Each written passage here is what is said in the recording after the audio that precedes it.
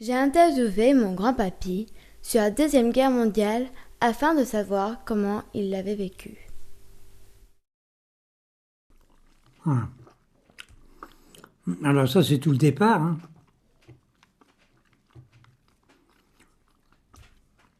Alors, faudrait revenir,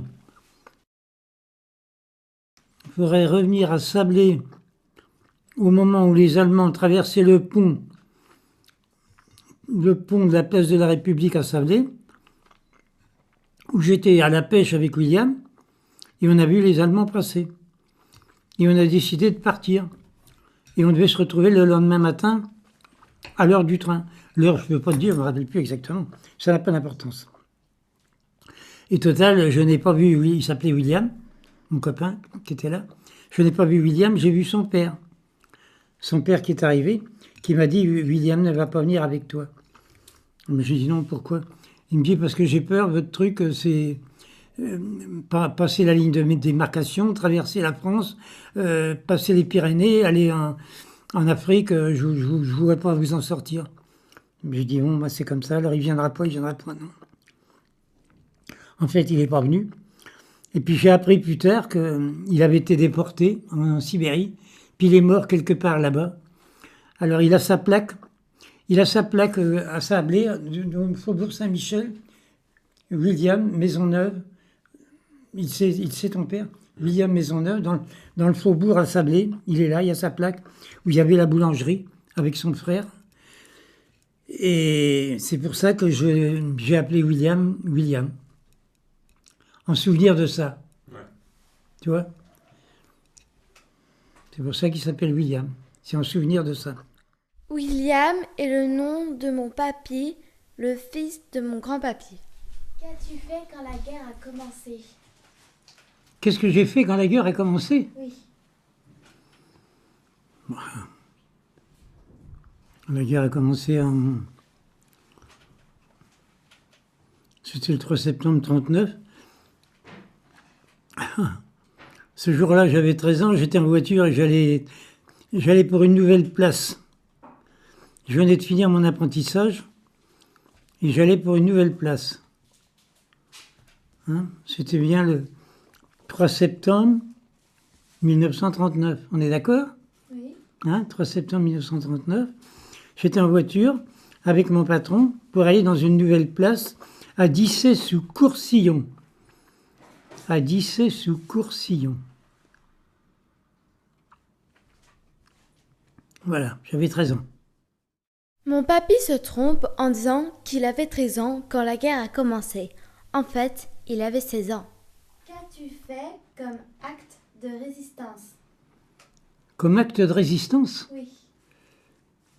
Ça, je ne sais pas ce que tu appelles un acte de résistance, toi. Alors, je vais te dire que en 1942, j'avais 19 ans.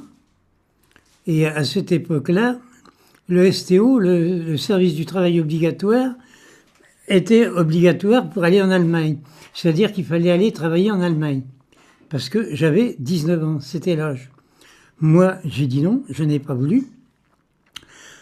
Parce que j'étais opposé à aller faire des armes dans des usines allemandes pour qu'elles tombent sur les Anglais et les Américains qui étaient en train de se battre pour nous en France. Pour libérer la France, parce que la pauvre armée française, c'était pas terrible à l'époque.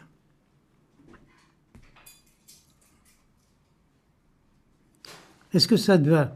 Alors j'ai refusé ça, et c'est là qu'a commencé tout mon périple en France. Si tu veux que je te raconte ça, alors là, il y en a pour un petit moment. Alors donc, j'ai décidé de passer en zone occupée, et je suis parti de Saumur. J'ai été quelques jours chez un oncle que j'avais à Saumur, et j'ai passé la ligne de démarcation à Azel-Rideau. Et là, ça se passe qu'il y a toujours un champ lumineux qui passait régulièrement pour que tu ne puisses pas passer de l'autre côté. Alors moi, j'étais d'un côté, de ce côté-là. Il fallait bien étudier, faire attention combien de temps tu pouvais disposer entre les deux. Et là, j'ai foncé, et je suis passé de l'autre côté. Donc, je me suis trouvé en zone soi-disant libre, mais qui était à nouveau occupée par les Allemands. Alors, j'ai pris le train, après, à nouveau à Rideau, et j'ai atterri à... je suis arrivé à Dax. À Dax. Alors, pendant le voyage, j'ai eu quelques petits problèmes. Il y avait des Allemands dans le train, enfin, etc., etc. J'ai joué un petit peu à cache-cache avec eux. Ça s'est pas trop mal passé. J'ai fait celui qui venait des chiottes, celui qui retournait. Enfin, j'ai fait 2-3 fois le trafic. Ça a passé. Ça a passé, je me suis bien tiré. Puis je suis arrivé à Dax. À Dax, j'ai vu les Allemands de mon compartiment. J'ai vu les Allemands qui étaient au passage là où tu donnes les tickets. J'ai attendu un moment. Je suis passé derrière le train. Je suis ressorti à l'autre bout du train devant. Et puis, ils étaient encore là. Mais presque toute la foule était passée. Alors, je suis passé, bien tranquille, avec mon paquet. Je les ai salués en passant. Ils m'ont salué, puis ça s'est passé comme ça. Je suis très bien passé. Alors, bon, je suis sorti de la gare. Un petit peu plus loin, il y avait un café. Un café-hôtel, un truc comme ça, quoi. Je suis entré. Alors, j'avais faim. Je me suis fait une tartine de rillettes. J'ai commencé à manger ma tartine de rillettes. J'ai commandé quelque chose à boire. Je ne me rappelle plus quoi. C'est sans importance. Et puis, au bout d'un petit moment, j'ai vu qu'il y avait un type à une table plus loin qui m'observait. Je me suis dit, ça y est, tu vas te baiser, il y a un truc qui se passe, là, ça y est. Alors, il m'a observé un moment. Bon, je mangeais ma tartine. Il s'est approché. Il s'est mis en face de moi à table. Il m'a dit, est-ce que je peux me mettre là? J'ai dit, apparemment, vous y êtes déjà. Hein. Alors, il m'a dit, oui. Moi, j'ai cru que c'était... Hein. Enfin, bref. Alors, il me dit, qu'est-ce que tu fais, là? J'ai dit, je viens voir ma grand-mère. Ah! Elle me dit, tu viens voir ta grand-mère? J'ai dit, oui, je viens voir ma grand-mère. Elle me dit, elle habite où, ta grand-mère? À Oléron. Je dis, à Oléron. Ah, elle habite à Oléron, ta grand-mère. Ah bon? Mais dis, ce que tu manges, là, c'est pas courant, il n'y en a pas beaucoup par chez nous, comme ça, des trucs comme ça, des rillettes, je vois sur le pot, là, rillettes du Mans, c'est pas de chez nous, ça. Alors, j'ai dit, ça y est, je suis baisé, quoi, tu vois, j'ai dit, ça y est, je suis baisé. Alors, là, je commence à me tasser un petit peu, quoi. J'ai dit, bon, ça va, hein, ça va, quoi. Dis non, rassure-toi, je suis de ton côté, je suis là pour t'aider. Alors j'ai poussé un soupir, évidemment.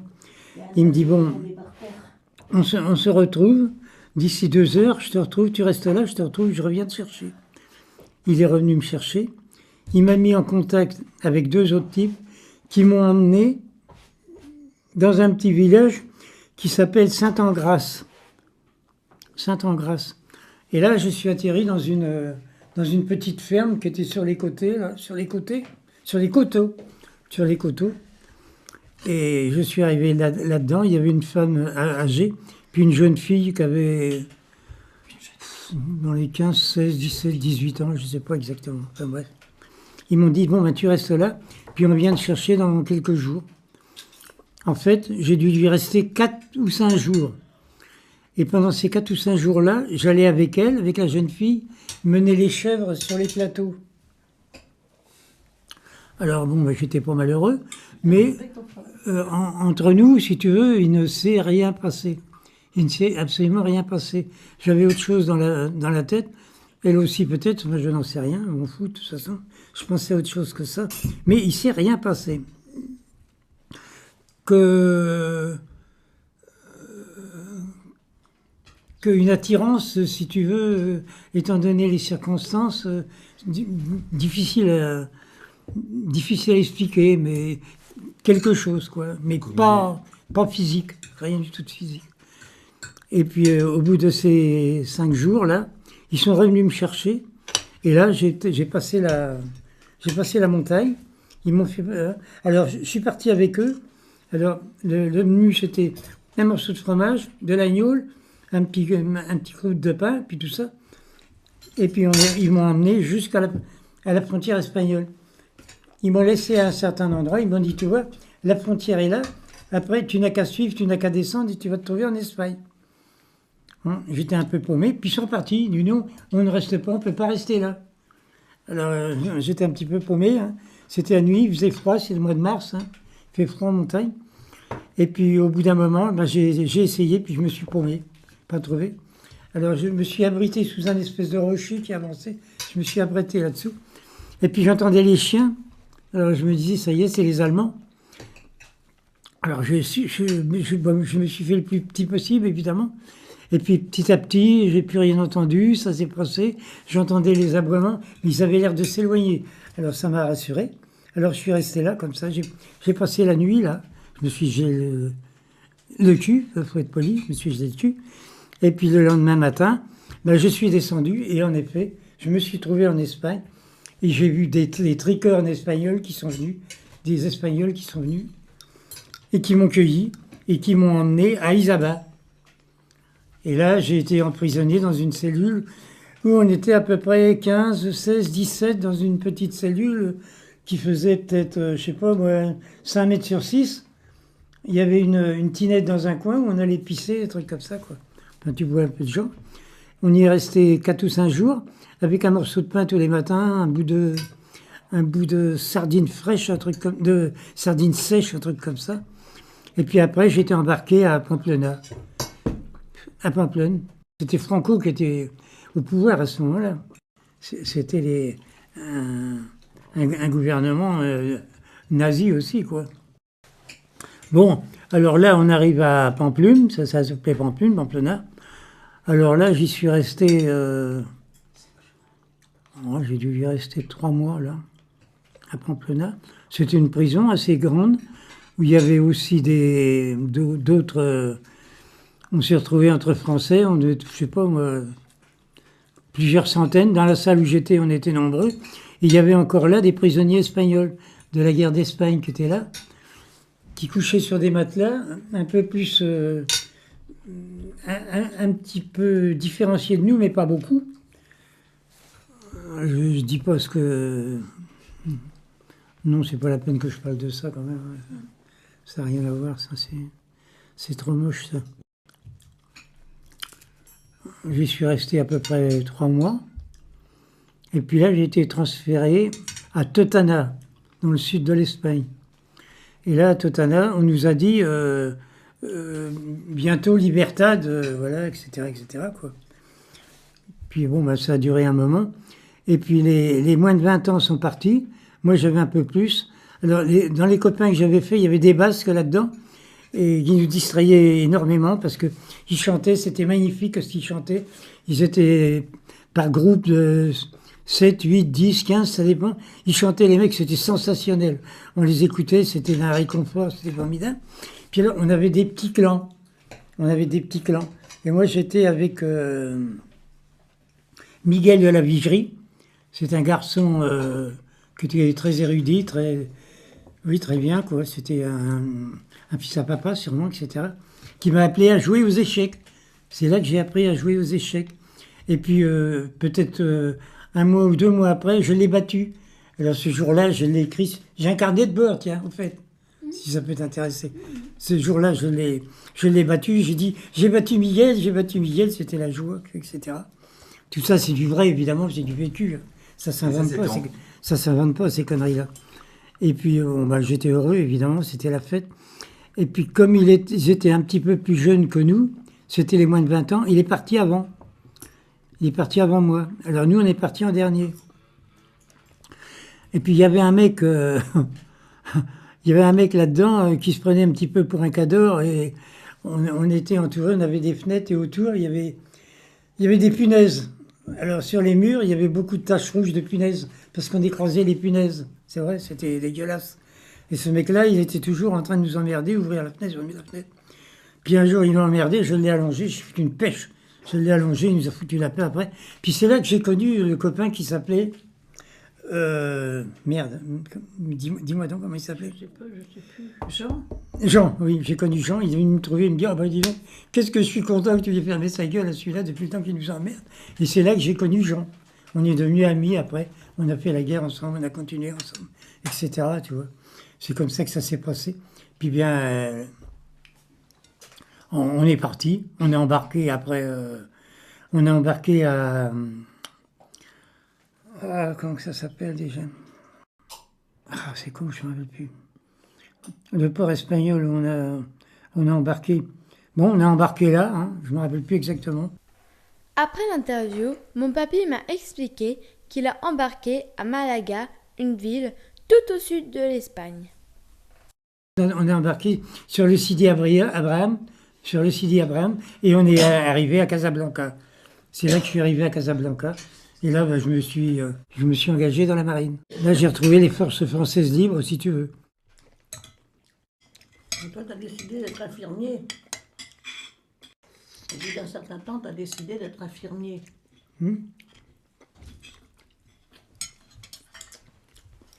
Ben oui, parce qu'avec Jean,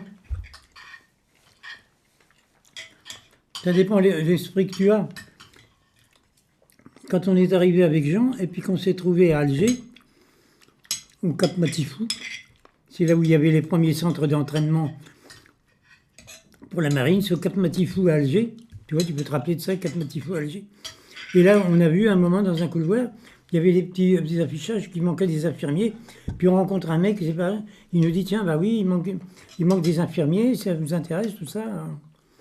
On dit oui.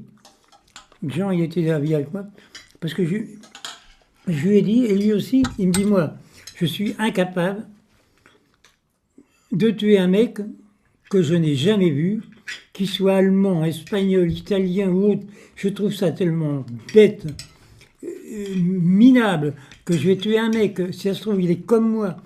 Il a 18 ans, il a 20 ans, ou il va en avoir plus, il va avoir 2 ou 3 enfants, puis je vais le tuer pourquoi? Parce que ces pays-là sont dirigés par des mecs qui, eux, décident tout. C'est eux qui décident tout. Pourquoi ils ne se battent pas entre eux, tout simplement? Mais il n'y a pas de danger de ça. Ils envoient des milliers d'hommes se tuer. Parce que c'est ça, dans le fond, la guerre, hein, si tu veux raccourcir. Ils envoient des milliers d'hommes se tuer. Mais en quel honneur? Pourquoi ont-ils ce droit-là? Ils ont qu'à se tuer ensemble, s'ils ne peuvent pas s'entendre. Ben non, on envoie des milliers d'hommes. Alors ça, c'est la grosse bêtise de la guerre. Moi, je serais incapable de tuer un type que je n'ai jamais vu, que je ne connais pas, qu'il soit allemand ou autre. Ça n'a pas d'importance pour moi. Je suis incapable de faire ça. Voilà. Dans la marine, après, on a navigué dans la Méditerranée jusqu'à Djibouti, Dakar, etc. On a fait des petits trucs sur les mines, etc. Quoi. On a fait du déminage. On a fait du déminage, on a fait tout ça. C'est là qu'il a été décoré, parce qu'il a traversé un champ complètement miné pour aller ramasser les restes d'un colonel, je ne sais pas trop quoi.